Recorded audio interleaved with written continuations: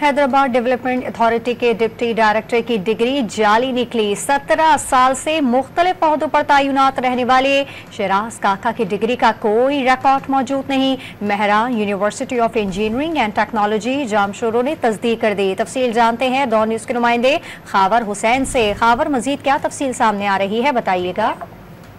जी, Hyderabad development authority के deputy director की जाली डिग्री निकली है।